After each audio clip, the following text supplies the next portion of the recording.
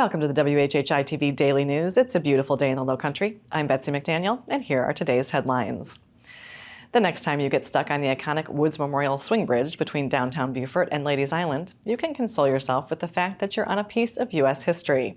The 64-year-old bridge is now listed on the National Register of Historic Places, which means the bridge will be protected from being modified in the future.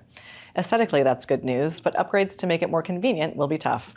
The bridge is better known to the rest of the world as the one Forrest Gump ran across, though in the movie, it's the Mississippi, not the Beaufort River he's crossing. Even at paying $9 a car for a day pass last year, Hilton Head Sea Pines Resort remains a favorite stop for tourists and even some locals who don't live inside the gates. And now we have some numbers to prove just how popular a destination it is. Last year, those fees added up to nearly $4 million, more than $10,000 a day. Sea Pines says the new $9 fee raised $700,000 more in 2022 than in 21. The Sea Pines Community Service Association spent the money on improvements to roads, transportation, security, and leisure trails. In a rather grinchy move this soon after Christmas, thieves stole the catalytic converter from one of the vans for Programs for Exceptional People, or PEP, in Bluffton over the weekend. The thieves managed to escape the view of security cameras and have put PEP in a bind to transport their young adults from home to work. If you know anything that'll help investigators, please contact the Beaufort County Sheriff's Office. Beaufort Memorial Hospital, and more importantly, its patients, received some good news recently from the hospital safety watchdog group Leapfrog. They have ranked Beaufort Memorial one of just 36 hospitals nationwide in its highest group for safety. It's the first time for Beaufort Memorial to reach the top level in the years Leapfrog has been rating hospitals. Some other good news, at least if you're a Gamecocks fan, Spencer Rattler, South Carolina's starting quarterback, announced on Tuesday night through a social media video that he will return to South Carolina for the 2023 season. This season, Rattler showed promise in wins over Texas A&M, Kentucky, and Vanderbilt, but still struggled in spurts.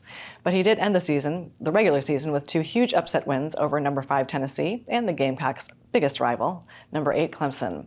Rattler's favorite target in 2022, wide receiver Antoine Wells Jr., also announced his own plans to return to USC on Monday night.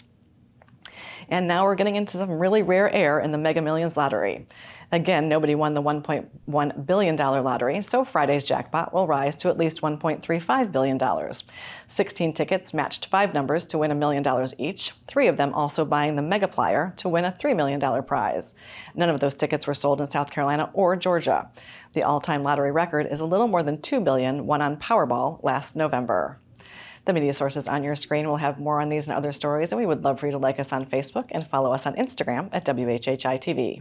And if you have an idea for a news story, we'd love to hear it, so drop us a line at news@WHHITV.com. And now here's Justin Jarrett with what happened last night in the Lowco.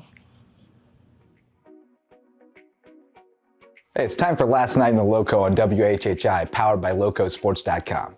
It was a heavy night on the hard court with region matchups all around, including 2 big Lowco rivalries beginning at Hilton Head High, where the Seahawks hosted the Bluffton Bobcats. For a couple of games you can catch right here on WHHI all week. The Bobcat girls held on for a 50-45 win behind big games from star Takoya Hayward and 8th grade phenom Amira Brown. The Seahawks earned a split with a 61-43 win in the boys' game as sophomore Reese Stewart put up 16 points to lead the way for Shane Brown's team. I was up in Burton for a renewal of the region rivalry between Battery Creek and Beaufort High as the Dolphins scrapped out a tough win in the girls' game before the Eagles evened the score with a dominant second half in the boys' contest.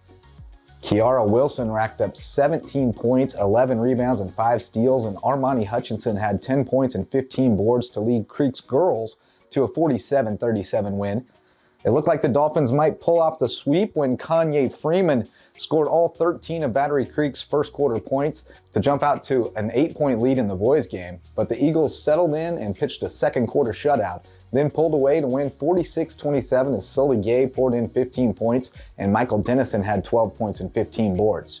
Freeman finished with 22 for Creek. For LowcoSports and WHHI, I'm Justin Jarrett. Until next time, go Lowco. Thanks, Justin. And now we'll get a look at that weather with Maria Soden. Thanks, Betsy. Yep, so taking a look ahead, I hope you've been enjoying all that warmer weather we've been having because we are going to see a drop in temperature over the weekend. Taking a look at Thursday, however, it is going to be partly cloudy throughout the day. Then we are going to see some scattered showers throughout the evening. Temperature-wise, Hilton is going to have a high of 65, a low of 54. Bluffton's going to have a high of 69, a low of 51. And Beaufort's going to have a high of 69, a low of 53. The sunrise for Thursday is going to be at 7:25 and sunset's going to be at 5:38. Taking a look at the beach tides, low tide's going to be at 7:35 a.m. and high tide's going to be at 12:37 p.m. Taking a look into the rest of the weekend, into the weekend, Friday we are going to see some showers in the morning, but should be clearing up by the afternoon. The rest of the day is going to be partly cloudy, and then we are going to see a drop in temperature overnight. Highs are going to be in the upper 50s, lows in the 40s. Come Saturday, it's going to be cooler with plenty of sunshine. The highs are going to be in the 50s, and lows are only going to get into the 30s. Then come Sunday, it's going to be partly cloudy with highs in the 50s and lows in the 30s. That's it for today. Let's head back to the desk. Thanks, Maria. And we'll be back in just a moment with Kenzie Butler, who is the director of the district bands, with some exciting news about what's happening this weekend. Don't go away.